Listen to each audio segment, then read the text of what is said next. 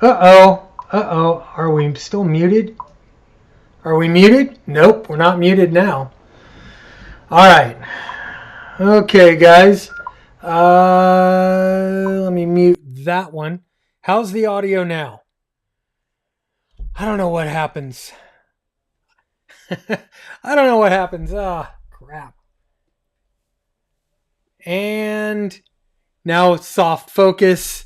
Of course. It's live TV, guys. Give me a second. Maybe that'll fix it. Maybe not. Maybe not. Come on. Open, open, open, open. Okay, it's focused there. It just won't focus on me. All right, we'll go back over to camera number 1 for a minute. Good morning, guys. Now that I do have a little bit of audio going through, huge show today. I have Rob with us today from Rob Sherwood Reports, and this is the guy that ranks all of the receivers, the top 20, which we'll get into. We'll go to camera 2, and voila, camera 2 kind of works. It likes me. So let's go and see who we've got in here. We've got 66 people on the stream right now, and I got 17 thumbs up, 3 thumbs down. And we haven't even started. And Rob hasn't even begun. So let's just see what we got. Let's just see who we got here. And remember, now, if you guys want to ask Rob a question once he starts here, go ahead, ask him in the comments and chat. And remember, super chats are more than welcome. Get you to the top of the line. And there should be actually 62 thumbs up on the screen. Let's see, no code. The no code text says, and subscribe if you're not already. Thank you, my friend. Very, very cool. Jeffrey Meyerhoff, excited to hear this subject. So am I.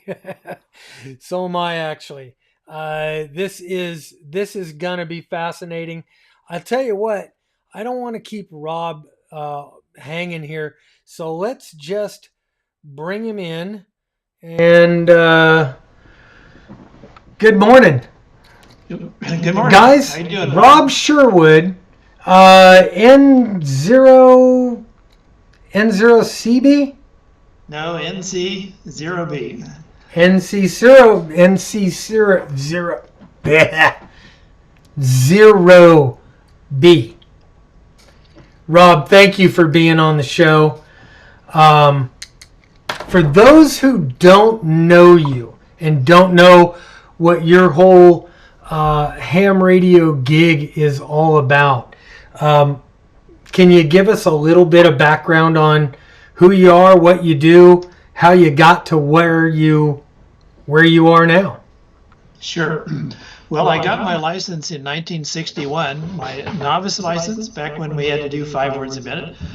And since I was so afraid of flunking the test, I could copy 15 words a minute before I took my novice test. So I got my general a few months later, back there in the summer of 1961. So I have enjoyed the hobby. It's been a fantastic hobby all those years. So I went off to college, got a degree in physics, moved to Denver, Colorado in 1969, started working for KOA radio, 50,000 watts on AM, 100 kilowatts on FM, and I got the pleasure of taking care of the transmitters and the studios and the microwave links and all that kind of stuff. So that was my commercial radio background. Of course, I started that at the college. I was the chief engineer of the college radio station for 3 years. So radio's been around a long time in my history. Okay, cool. Cool. Somebody's saying no audio. System audio. Hang on here. I've got. Okay. Are you, Rob? Can you, can you say something again? Guys were saying there was no audio on you for some reason. Okay, well, in 1, 2, 3 test, do we have audio now? I can It looks repeat like that. it from here. Guys, tell me if we've got audio from Rob. Rob, give a. Why don't you give him that little spiel again, and we'll see. Okay, well, I hope there's audio because hand signs don't work. But so I was licensed in 1961 as a novice and then a general, and then went off to college, ran the radio station at college for 3 years out of the four, and then went off to KOA in Denver, Colorado as a technician, engineer, transmitter technician, and had a lot of experience in commercial broadcasting for 20 years. So hopefully that audio went out into the ether. It looks like, yep, people are saying 5'9". Okay, all right. You're 5'9". All right, We don't Rob. want that QRM. Yeah, yeah. So, Rob, tell us about the the top 20 list and what you do, how you do it. I'm gonna just leave it to you. Well, let's start with how it all started. I didn't wake up some morning and say, gee, I think I want to test radios. So what happened was my friend from Cincinnati, where I grew up, and I both had a new Drake R4C, and we used it in 160 meter CW contests. And the reviews had placed it as a very fine receiver, but then we got into these contests and it fell apart. We know the radio is what it is. If the test says it's good and in reality it's not, well, then something's wrong with the test.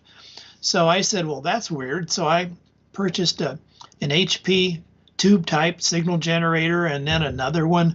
One's a 606, the other was a 608. And I started testing my radio, and I found out it needed to be tested differently because it needed to approximate a pileup.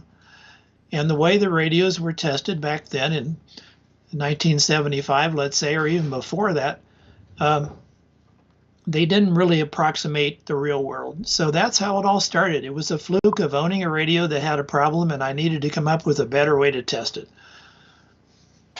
Okay, cool. Let's see.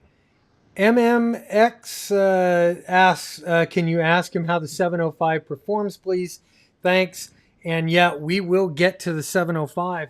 But so, Rob, I guess let's start with, and I can't get my, now your one shot got screwed up, and I can't figure out how to undo that. I was trying to get you on the screen by yourself. The top 20, the top 20 receivers. I'm gonna put that up, and we'll go back to a camera shot here, and we'll go to camera number 3.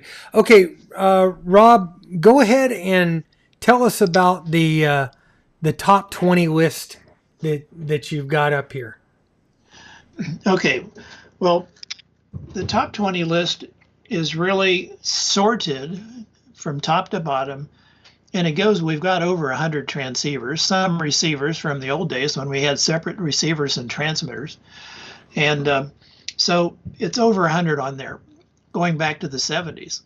So it was oriented towards the CW pileup contest, de-expedition type of operation because that's the worst case scenario.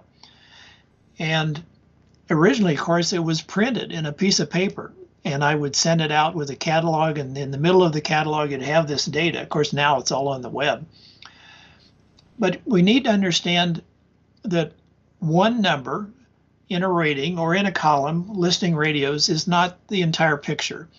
So if you said, I want to pick a radio that I can afford and maybe it's the right size or whatever criteria you have, here's a list, for instance, of the top 20. And any of these can do a great job. We are not tied down to one radio. But if you were saying, I'd like to have the best possible, well, then you'd probably want to be in the upper tier. But for instance, one of my friends, Steve London, N2IC, he used to live in the Denver area. He really performs really well in these contests. Sometimes the top guy, sometimes the top 10. And he has a radio that's economical at the TS590S and the 590SG. And it's down there about number 17 or something like that. So we really need to say what's important in the world, and certainly your radio is important, but I'm going to list the top 4. Location. If you're down in the middle of a valley, that might be a problem. If you're in a noisy environment in town, that will have an effect. Your antenna really is super critical. And so we really need to put emphasis on the best antenna you can put up wherever you live. And maybe you've got restrictions, maybe you don't. And then operator skill, whether it's working DX or just in a contest or a DXpedition. And then, we want a good radio. So these listings are important, but we don't want to say one number is the world, because it's not. We need to look at the big picture. Okay.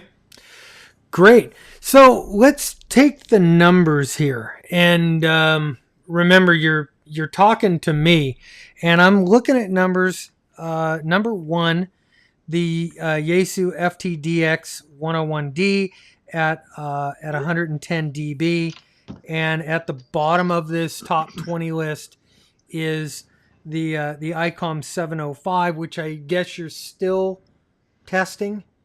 At 88 dB. And where do you get these numbers, and how do you get all the numbers that are coming up, and what do they mean? Okay.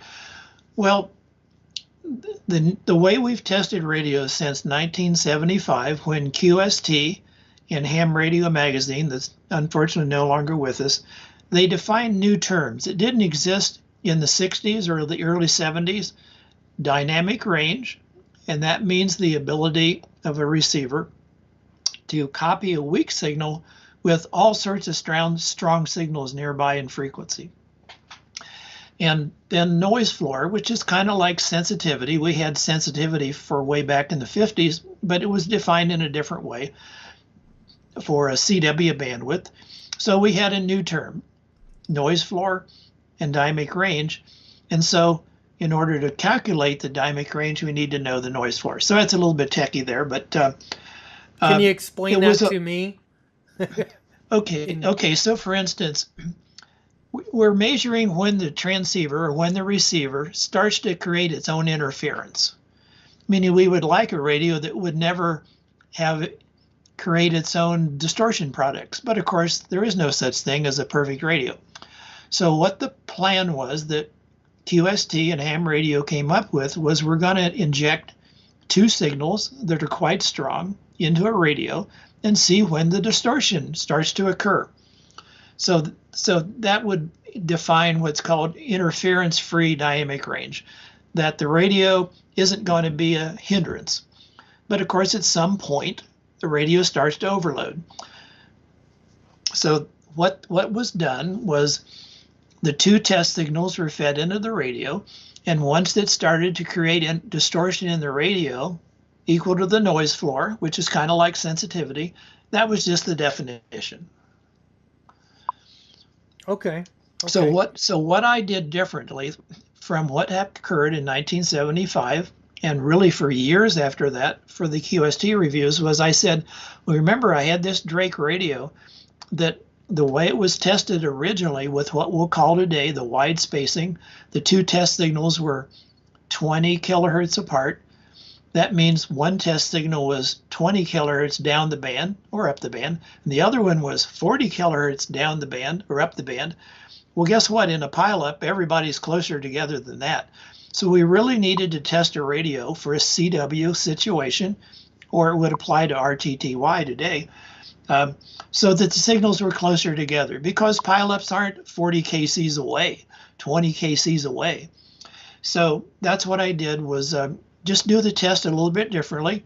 And what it did was show that some of the radios dropped off drastically, like 25 dB, from if the signals causing interference were way, way down the band or way up the band, or if they were close in. Because guess what? If we have a de-expedition, nobody's 40 kilohertz away. We're 2 or 3 kilohertz away for a CW de-expedition, and maybe 5 or 10 kilohertz away for a sideband de-expedition. So we need to make the test approximate the real world. Mm-hmm. Okay. Oh boy, I screwed up. Hang on here. I got to get rid of some things so I could see what I'm doing here. Next question. Well, we've got some questions from the guys out there watching this. One of the guys said, and this was something that really surprised me, was where the flex radios and the true SDR radios are falling in this whole thing. I would have expected that a flex radio, a flex 6700, would be like way up at the top, an SDR radio. What's going on there? Why are they in the middle of the pack? And all this, the direct sampling radios are in the middle of the pack, and I'll explain why. Now, I know we'd used the term SDR to apply to basically computer-controlled radios, but today every radio has so much software in it that I think all radios are software defined. But let's just use the generic term the way it's being used, that a direct sampling radio like a Flex or an ICOM or an Apache, their numbers are kind of around 100 dB, which is plenty. W8JI has said, as have I for a long time, that your 80 or 85 dB radio is plenty good for most all of us most of the time. But radios have improved amazingly in the last 25 years. So we've got performance to burn, but that's technology and that's competition. So this is great. But a direct sampling radio looks at a minimum of the entire amateur band. It's going to have a front end filter, an LC filter. In the case of the Flex 6600 you mentioned, it's got a 7-pole LC filter that just covers the ham band. But most of the radios that are direct sampling will have a half-octave filter. And so like if you're in 20 meters, the LC filter on the front end will go from like 11 megahertz to 15 or 16 megahertz. So the A to D converter, which is what a direct sampling radio is all about, the analog to digital conversion, is looking at a wide spectrum. Now, if we look at the new Yaesu or the K3S or the ICOM 7851 or the new Kenwood, the 890S, for instance, those are super het radios with a roofing filter. And so the roofing filter, maybe it's 15 kcs wide if it was a Pro 3 way back 20 years ago, or 15, however long ago that goes. And I used to own one of those. But then let's look at what we now call a down conversion radio, one that has an IF between 5 and 10 megahertz. And the roofing filter is going to be maybe 3 kilohertz wide or 500 hertz wide. So instead of the radios, the bulk of all this circuitry downstream that has to deal with all these signals, instead of having to deal with at least the entire ham band, it only has to deal with, say, 500 hertz. So the radio's roofing filter eliminates like 99% of the signals on the band, so the radio can perform without having so much work to do in a way.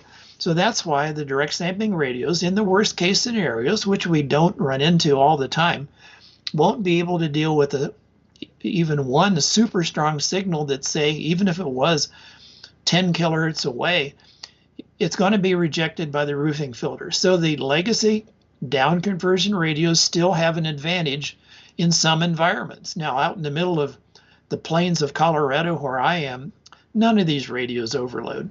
But, if we're on field day and we've got a CW station, probably an FT8 station, and a sideband station on 20 meters and 40 meters, maybe 15 meters, that's a difficult environment. So in that case, our radio like the ICOM 7851 or the K3S or the new Yaesu or the new Kenwood, because they have roofing filters, it's going to have an edge. Okay. Can you explain? Here's a question from the No Code Tech. Can you please explain what the difference in results between DSP and superheterodyne? Well, that's two separate subjects, really. I mean, superheterodyne means the radio mixes whatever frequency we're on, let's say 14 megahertz, and it has an oscillator, a local oscillator that mixes it down to the first IF, wherever the first IF is. It might be 9 megahertz, it might be 455, whatever it is. So the superhet's been around since, I think, the 30s or something. So that's been how radio ever since we got past, super regenerative and things like that. So the superhet simply means it's got mixers and local oscillators and probably more than one IF. I mean, a lot of the radios that came back went sort of between 40 and 20 years ago. They had an IF around, let's just say, 10 megahertz or 9 megahertz, and then they had an IF at 455. So they were dual conversion or maybe triple conversion. So that's what the superhet's all about.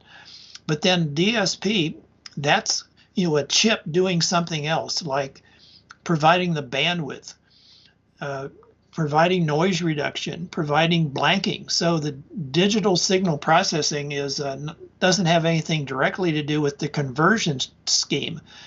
Now, a direct sampling radio, like the Flex or the Apache or the ICOM, that doesn't have a local oscillator, heterodynes, and all that kind of stuff. It's all done digitally. But you do have to have a clock oscillator. You have to have a frequency standard in the radio, and that has to be nice and clean. So every radio's got some sort of a signal in there, whether it's a clock oscillator or a heterodyne oscillator. They all have to have something.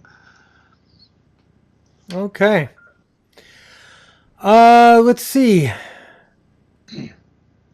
My friend Kent asks, number 2 on your website is the Flex 6700.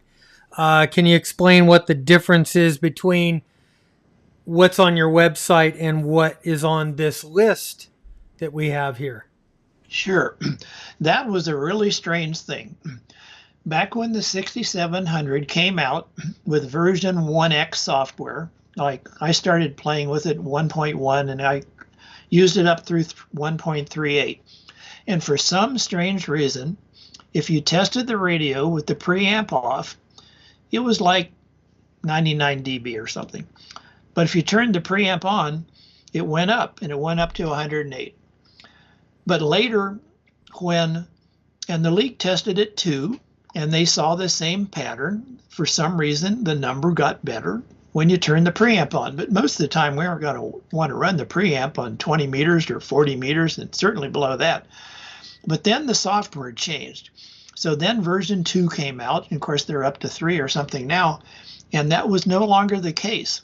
So when you tested the radio with version 2 software, no longer did that number, dynamic range number, go up when you turned the preamp on. And then the league tested it they happened to test a 6500, which is the same architecture, the same chips. They tested it with version 2 software, and I tested another 67 with version 2 software, and that anomaly went away. And I've talked to Gerald Youngblood about it. No one really knows why that happened. It's just what was. So that's why on this list now, the 6600 or the 6700, it's there. Yeah, from 2017. If you had the preamp off, or if you tested it today with the preamp on, it would no longer be up there 108. So I don't know why. Nobody knows why, but so it's just kind of an anomaly. Just sometimes funny things happen and we don't understand it. But nobody's going to be using version 1 software anymore. Right, right. Okay, let's see. Something that is kind of near and dear to me is QRP radios. I have one of the. Well, let's see if I can't pull up. Come on. Here we go. My KX3 sitting here, and if I turn off the list, sorry guys, the 705. For a long, long time, Rob, the KX3 came in at, what was that? The number one receiver. Can And you that's kind explain of that? that's kind of misleading. I mean, it's accurate, but it's not. And what I want people to do is read the footnotes. If you're going to my website and you're looking at a radio, over in the right-hand columns, there's footnotes on a lot of the radios. You need to read the footnotes. So the KX3 is an interesting radio. It's a direct conversion radio. It means it converts to baseband, to audio. It has an option to turn on a 8 kilohertz IF, and I'm not quite sure how often you need that. I've never used it, but anyway. But what is the weak point of a KX3 or a KX2? That would be, it's kind of a phasing receiver. Now, if you're an old guy like I am, you might remember the Central Electronics 28 transmitter. It was a phasing ring. Well, this is kind of the same thing as a phasing receiver, and the opposite sideband rejection is around 60 dB. So if you did have a really strong signal on the opposite sideband, so let's say you're tuned in a weak signal and your beat note's like 600 hertz, but there's a strong signal on the opposite sideband of where you normally tune the signal in that's like really strong, well, that signal could start interfering if it was 60 dB stronger than the weak guy you're trying to work. So if you look at the footnotes, you're going to see 3 different listings for the quality, we'll call it, the dynamic range. So it might be over 100, but in the worst case scenario, it might be in 60. So that's just an unusual case because it's a different architecture.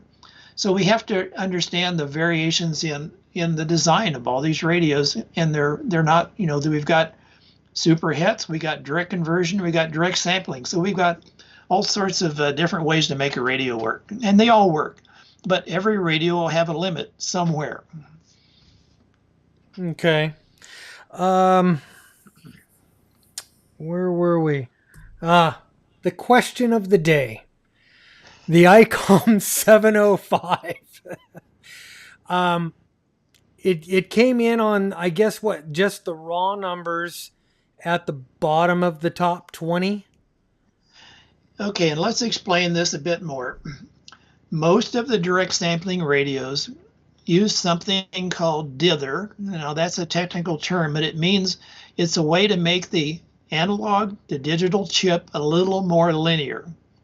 Now, whether in the real world we'll ever see the difference, that's debatable, but in the laboratory, when we have these linearizing features, like in the ICOM, for instance, they call it IP+, kind of a confusing term because it doesn't change IP, but anyway, it's a linearizing method. And the Flex, they do it differently. The chip in their radio doesn't have this linearizing feature, but they do it by injecting another signal that's off some other frequency to linearize the analog to digital chip.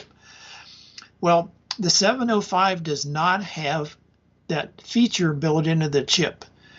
So if we wanted to compare the 7300 or the 7610 to the 705, we'd want to look at the numbers that are on my table or on my website with this linearizing feature turned off. Then in that case, the numbers are much more similar. Now, I've never noticed on the air, turning IP plus on and off, a difference. And I've asked people umpteen times when I give a presentation or in emails, particularly you guys in Europe that have, these megawatt shortwave stations on 40 meters, on the upper end of 40 meters. Do you notice a difference turning IP plus on and off? And so far, no one said, oh, I noticed a big difference, but maybe sometime. So we have to realize that the 705 is an amazing little radio. It only draws about 200 mils on receive. It's tiny. It's covering DC light.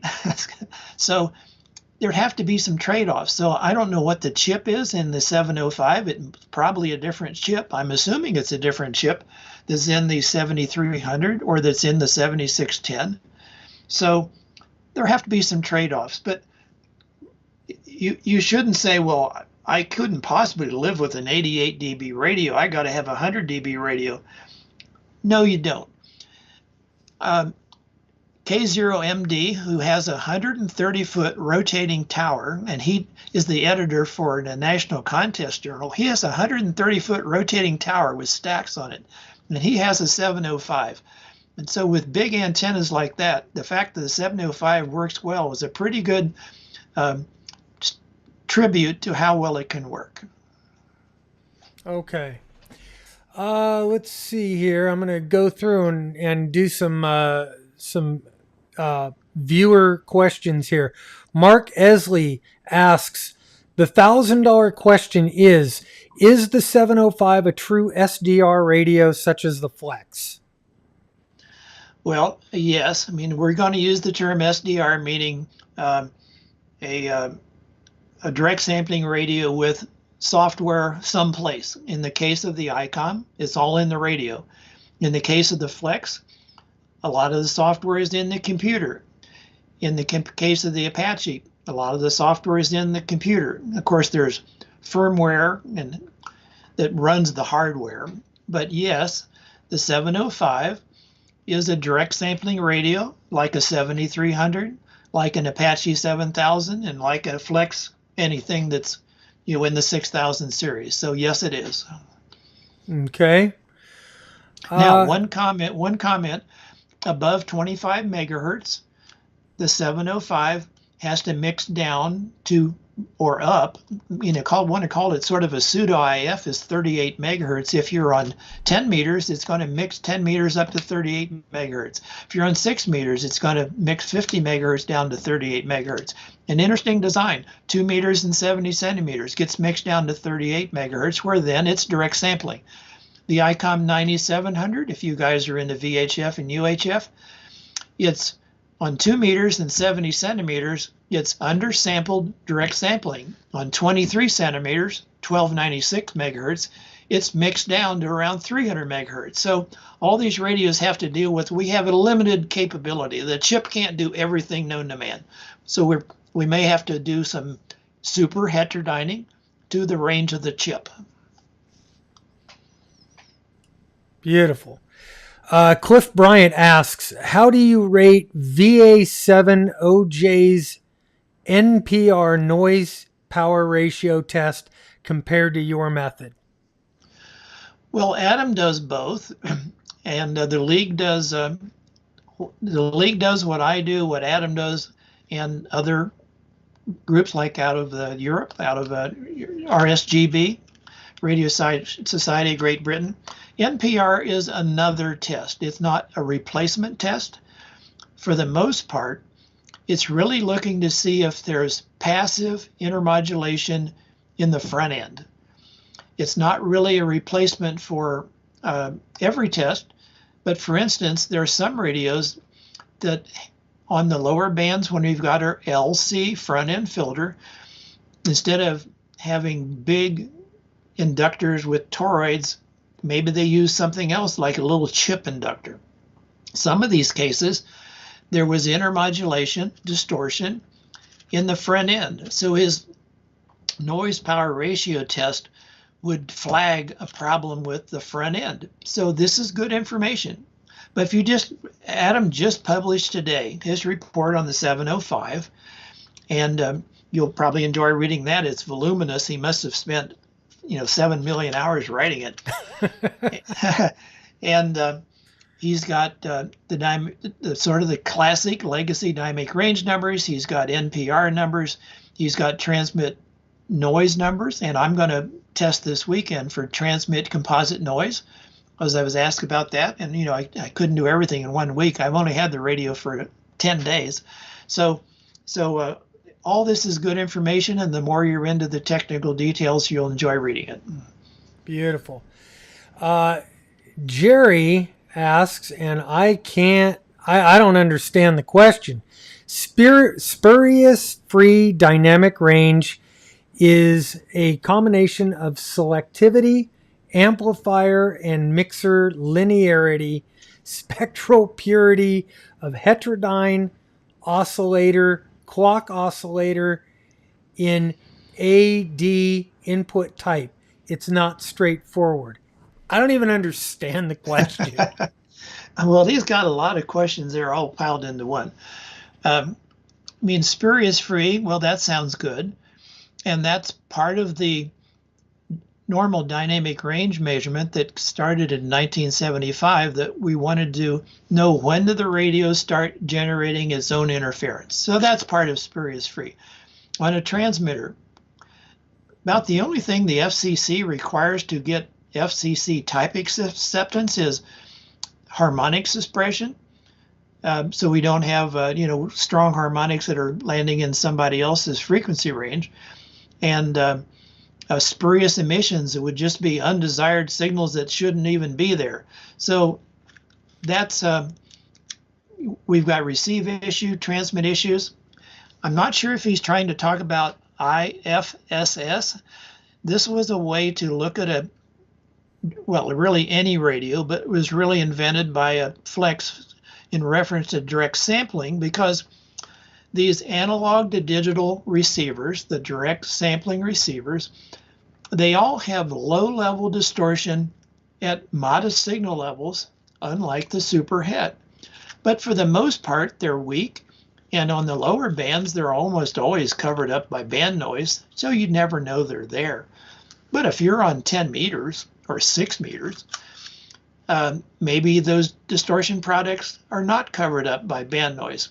So one way to look at the distortion curve of a radio, which was what this IFSS, interference-free signal strength, was all about, was whether you'd really see the distortion products.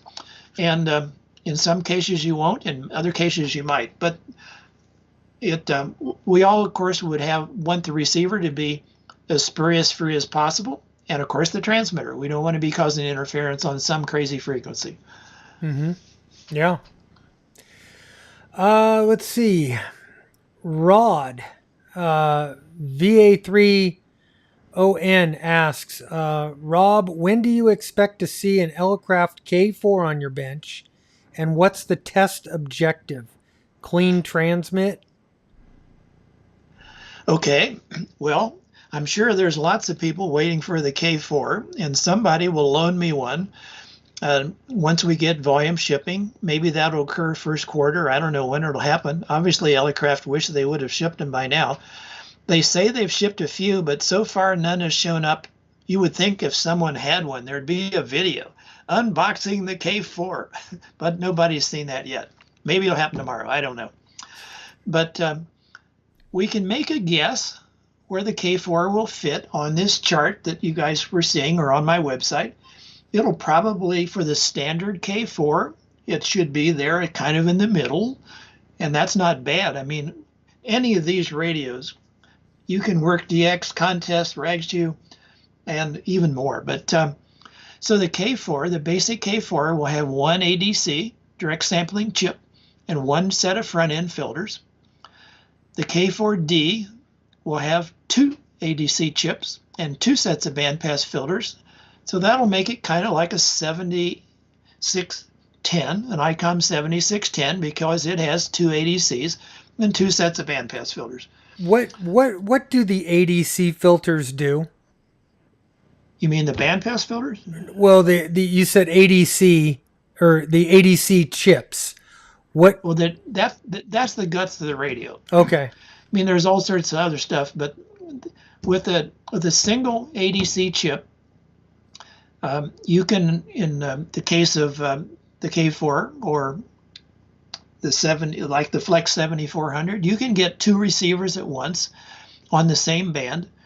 But if you don't have a separate set of bandpass filters, if you wanted one receiver on 20 meters and one receiver on 15 meters, without going broadband and having less of a front end selectivity, you need separate chips and separate LC filters. But if you're just trying to be split operation, you're trying to watch on 70-30 or something, or 70-50 for a sideband station, and you want to also be listening to 7160, you can do that with one chip and one set of bandpass filters. But if you're going to be way on another band, you're better off with double, so that, a sub receiver. Now the 7610 has a sub receiver or a second receiver, whatever you want to call it. The 7300 does not. The TS890S does not have a sub receiver. The FTDX 101D does have a second receiver. So with these digital things, you can do fancy things, but then the question is, are you going to have separate front ends? And so that would be a difference between the K4 and the K4D.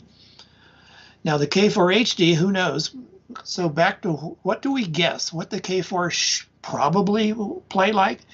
It'll probably be around 100 dB radio, because there's no black magic, it's all physics. But the K4HD probably is going to be like a K3S. Maybe they'll have an even stronger mixer, and maybe it'll be up there right with the 101D. Who knows? But do we really need the last few dB for most of us most of the time? No, we don't. We've got lots of choices. That's the biggest thing to take away. You don't have to feel like you got to go spend $3,000 or $4,000 or $5,000 on a radio to be able to have a great experience. Buy a radio you can afford, and also put up the best antenna you can. That may depend on HOAs, may depend on city or county restrictions. That's why I moved out in the country.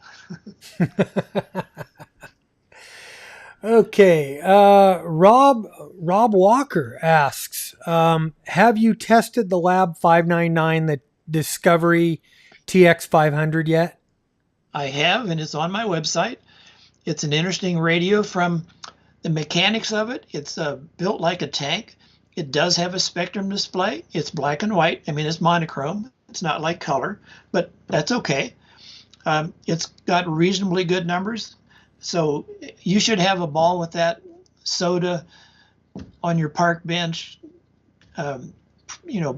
national parks on the air, or even if it's your home station. So yes, I have. It's up there. And if somebody wants what I call my long form report, more detail, more numbers, comments from a user standpoint, just send me an email to Rob, R-O-B, at nc0b.com, Rob at nc0b.com, and I can send you the report. So yes, I have, and it was fun, and it was loaned to me by another ham. Most all the radios, unless I happen to own it, come from people who are nice enough to loan me the radio to test it.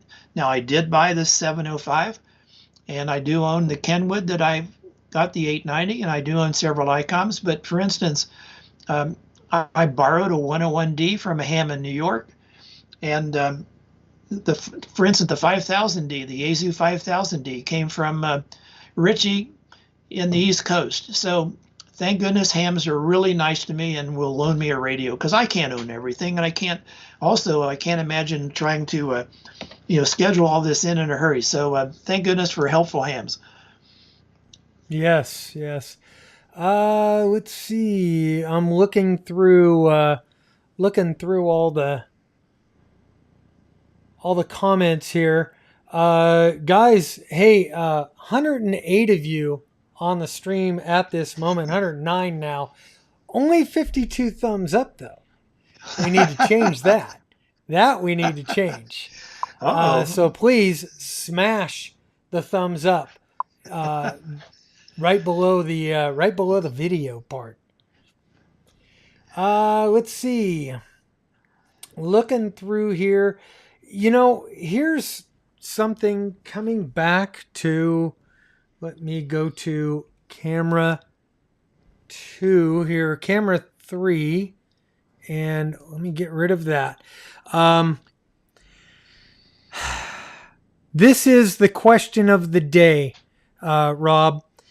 The KX3 versus the ICOM 705. And then the Chinese radios, the Zaiju radios in between. I don't know if you've tested any of those, the X5105 or the G90, but these are the big questions that I have right now, and we're looking at a down view of my KX3 and my 705 at the moment. Can you explain, based on your numbers, is the average guy, me, going to find a huge difference in the performance of the KX3 versus the 705? Okay, and let's cover the G90 first. No, I've not tested that, but there's a review in QST. Read Bob Allison's sidebar. It's not too expensive, but if you look at some of the technical aspects, he said it has less than desirable splatter on sideband, not very good key clicks. In other words, it's got key clicks that we don't like.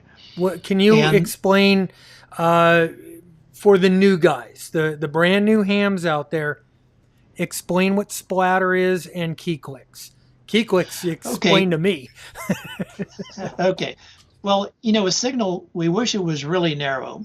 And on CW, if you just put a rock on your key, your signal would be very narrow.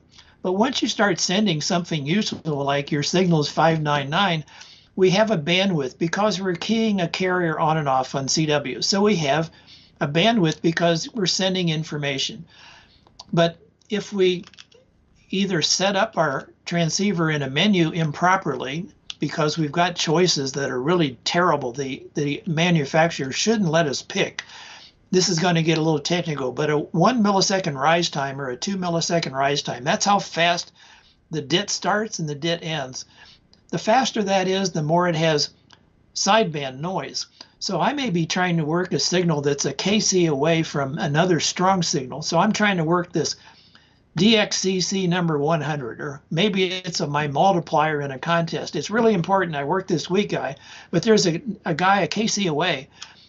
The noise from his CW transmission that's broad can be 25 dB worse just if I went into the menu and picked the wrong rise time. So I should pick a rise time like 6 milliseconds in my menu as opposed to 1. So we don't like this broadness because that makes more interference. On sideband, amplifiers are not perfect. They produce distortion products. So even though our signal, we nominally think, well, we're going to be 2.4 kilohertz wide, but we're not. We're like 10 kilohertz wide or even worse. If you're talking about how much splatter, how much distortion products in our transmitted signal are taking up part of the band. If you've been tuning around and you hear the noise, and then if you've got a modern receiver with a band scope, you can see it. So we don't like splatter. That takes up bandwidth and it makes interference that shouldn't be there. We don't like key clicks. We don't like the width of our CW signal if it's excessively broad. And also, in this case, it had bad transmit noise. So Bob said in his sidebar, Bob Allison, that does all the lab testing for QST, he said, don't run this G90 with a linear because you're going to really pollute the band. So let's write that one off from my standpoint. I don't want to pollute the band. So now let's get back to the 705 and the KX3. They're both wonderful radios. Now, if you're doing out there on your park bench or summits on the air or national parks on the air, do you want your band scope? Well, that's another box in the case of the KX3 or the KX2. So that's more complexity. And I think in Bob, in some of your videos, you've talked about keeping the clutter down and interconnecting wires and all that kind of stuff. Mm-hmm. But from a reception standpoint, they're both great. I really like the color band scope in the 705. I like the noise reduction, and so it just has a lot of features. And of course, it covers 2 meters and 70 centimeters, which the other one doesn't. I don't know how significant that is for soda guys, but you should enjoy either one. It sort of comes down to, I mean, there's a video that I just saw yesterday by OH8 STN. Bob, what's his name? Julian. He did like a 20-minute video, and this guy is into digital to the max. He talked about things that I'd never heard of, and all sorts of things with his laptop computer and what you could do with one cable plugged into the 705. It was astounding. So there's a lot built into this 705. Or if you're just running CW on 20 meters, then maybe that doesn't matter. So they're very different in features, but they're both tremendous products. Mm-hmm. Okay. So from your standpoint, I see the KX3 is still what number 3, 4, 5, 6 on this list, and that radio came out 10 years ago. But remember I said the opposite sideband dynamic range, if you want to call it that, was 60 dB or 65 dB. So read the footnotes. So if you're going to say, if you're going to say the worst case scenario, well then this KX3 is not way above the 705. But most of the time, none of this happens. We don't have out-of-order distortion product. We don't have dynamic range problems that often. We don't have a guy on the opposite sideband that we're working that's going to be that strong. So really, we need to look at weight. Maybe you like the fact that a KX3 weighs a little over a pound. A KX2 weighs a little under a pound. Mm-hmm. The 705 weighs 2.5 pounds. But then we've got a better battery in the 705, and when the new battery, the 307, comes out, it's going to be twice as big as far as capacity. So, and they'll add a little weight too. So it's just, there's more to it. Then don't just look at this number and say this is the only thing that matters, because that's not the case. I love hearing that. Let me switch back to my 2-shot here. I really love hearing that from a smart guy like you, because you kind of get back to that total user experience that a guy like me understands, and I kind of look at things more from, is the display easy for me to read? Do I enjoy the color screen as opposed to the orange glow and LCD? The button layouts, all the things that make radios fun to use. I call it the fun factor. And I'm glad you see that.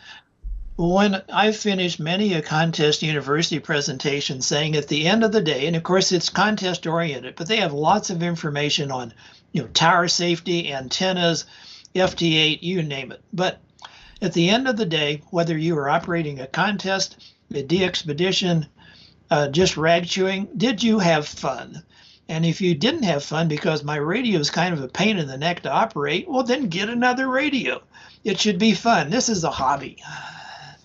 Yeah, definitely. Well, let's see. Let me see if we've got... hang on here. Oh, I got a radio that's going to shut off. No big deal. Let's see. How do the old receive... Okay, from... and you guys can't see the one I just put up. From Mike Smith, G0 RFD. How do the old receiver RC88D of the HRO rate today? I've never heard of that receiver. I haven't either. I can't comment on that. I don't know what that is. Okay. My friend, my buddy Kent, KQ4KK, asked the TX500 number is 79 on your site.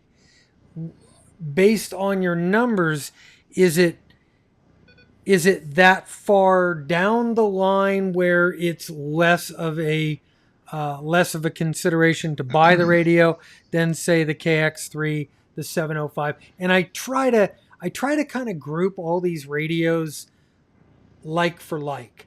I don't want to put the 705 up against a TS 991 because it's a different kind of a radio. Yeah, right, for sure. Well, first off, if we go back in time, we used to be lucky to have an 80 dB radio.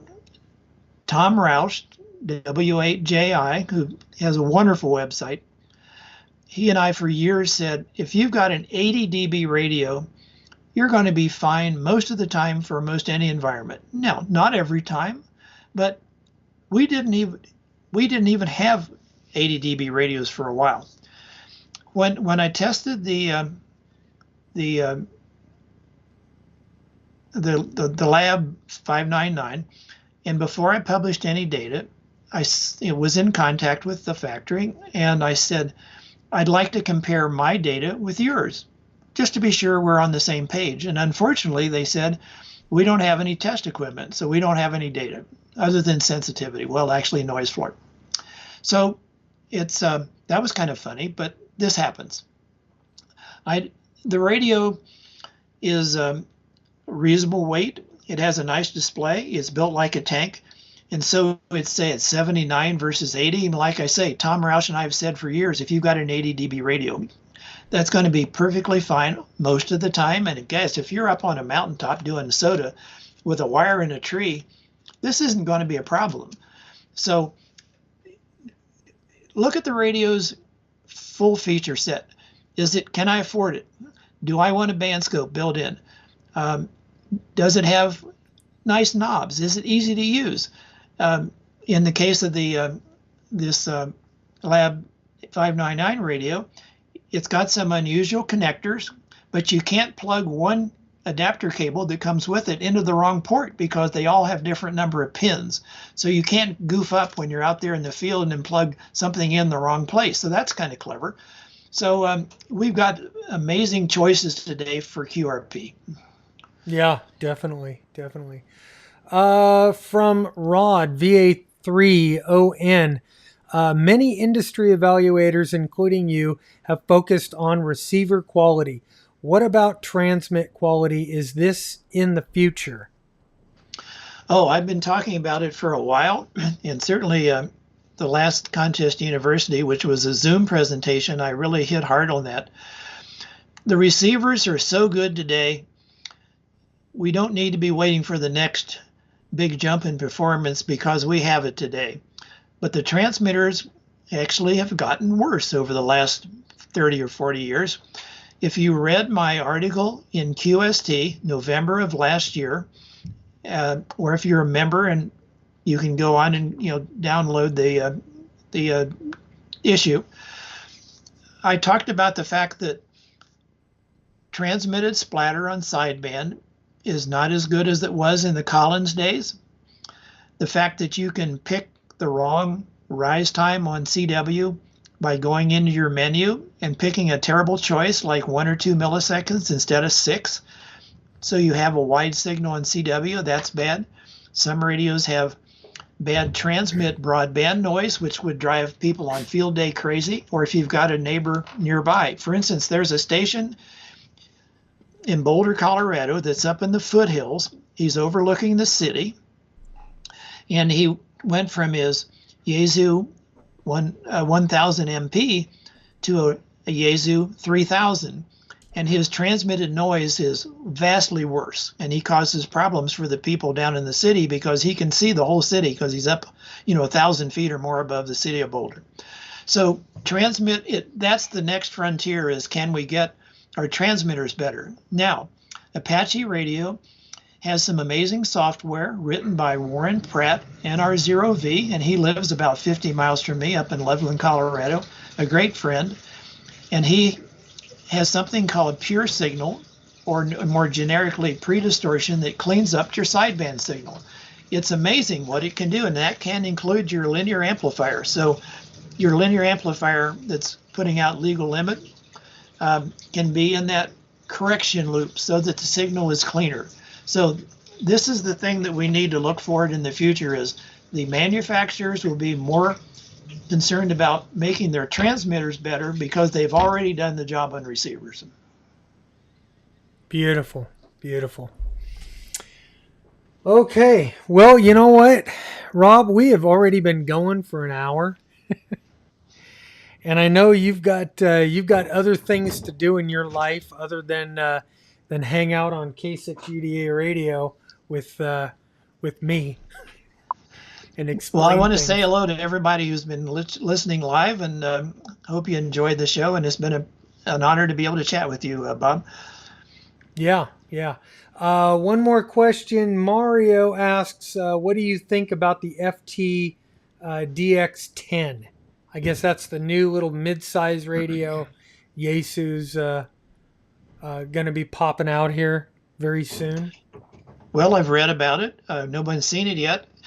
Well, I don't know to what extent all the technology they put in the 101D or the MP, which was a major step up for Yaesu, because in the past, their limitations were on the transmit side often. And so, transmit noise, transmit splatters, transmit key clicks and things like that. So they really stepped up to the plate. But the prices, it's not astronomical, but it's not inexpensive. So it will be more of a price point version, and we'll just have to see. Everyone doesn't have the budget to spend, $3,100 on a new radio. So it'll be, competition is great because it keeps everybody else who's making radios on their toes. Yes, it does. Yes, it does. All right, Rob. Oh, one more question that I had for you. A lot of guys, especially in my audience, are concentric or, big into HTs. And I know you don't really test the HTs. Is that something that you have thought about? Is that something you just kind of said, not really my cup of tea? What's up with the HT tests? You're right. I don't do those, and that's really a totally different subject. I sort of have a niche. I'm looking at major transceivers, and in some cases there are receivers that are on my chart, but I can't do everything. I would say, this is a guess, but HT limitations are typically, what's the front end like? You can't have likely have a helical resonator in the front of your HT. So if you're in town or out in the country, you probably don't have an issue with overload. But then I used to be in broadcasting, as I mentioned, for 20 years. And if I was up on Lookout Mountain where the FM transmitters were and the TV transmitters, my HT didn't work. My mobile rig didn't work. So I had to put a helical resonator filter in front of my 2-meter mobile radio to work up there in that terrible environment. So it just depends where you live. And then a feature thing. I know that Kenwood has a really nice HT, and it's several $100s.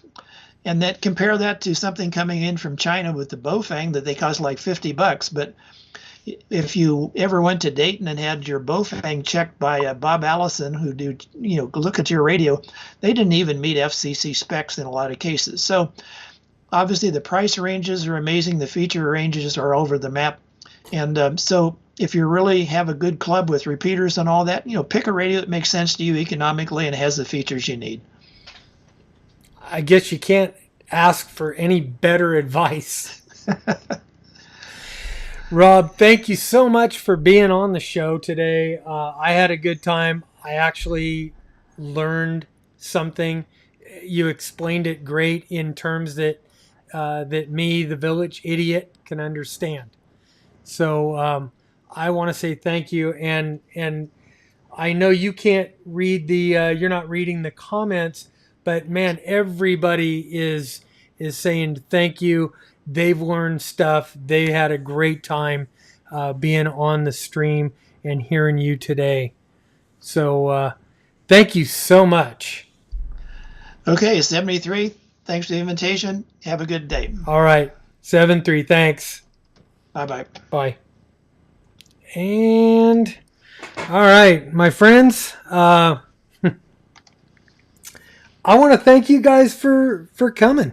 This was a good show. I really enjoyed this. I learned a lot. I learned a tremendous amount today, and had a good time. I hope you guys had a good time. Let's go back over to camera one, and I just want to say, let's see. I got to roll all the credit stuff and all the good stuff here. Yep. If you haven't already hit that subscribe button, please hit the subscribe button, the bell notification right next to it. It's going to let you know, hopefully, when... whoop. Hang on here. I got to get rid of... Is this the critique department? Get rid of that. That'll let you know when I post a new video up here. Hopefully. We don't know about YouTube sometimes. It's just kind of weird. I want to thank I want to thank all my patrons. You guys rock it. You guys make it possible to do this show, to keep this machine going, and it is definitely a machine. Let's see. If anybody has an email type question, there's the email. You can definitely get a hold of me through there. I try to answer just about as many emails or questions as I can. Take a quick second here, and thanks Lee W4LFH for the super chat. Thank you. You're the first super chat of the day. Come back over here, and Bubba Warbanks again. Man, thank you, Bubba, for the super chat. Thank you for your channel. Keep ham radio real and fun. Yes, thank you. That is awesome, guys. Let's see. Back to camera number one. Very, very quickly. And if you've got something, like patches behind me, anything else that's really, really cool that you want to share, or if you've got a product that you want to promote, you could send it to me. P.O. Box 584. Let me get rid of the email link there so you guys could actually see the address. Anyway, guys, let me get rid of that one. Guys, I think that's it. That's all I've got. Thank you guys so much for joining. Now 94 people on the stream, 86 thumbs up. The 10 of you that haven't hit the thumbs up, you've got about 15 seconds to do that right now. Thank you guys so much. I will see you. Well, I've got a great new video that'll be dropping tomorrow. Also, the videos that drop on Fridays, if you're a patron, you get early access to those videos, and I'm trying to do a little bit more for the patrons, for the guys that contribute. Anyway, thank you guys. And to those of you who gave me 3 thumbs down, well, you're number 1 too. Guys, I'm Bob K6UDA, and I'm out of here 7-3.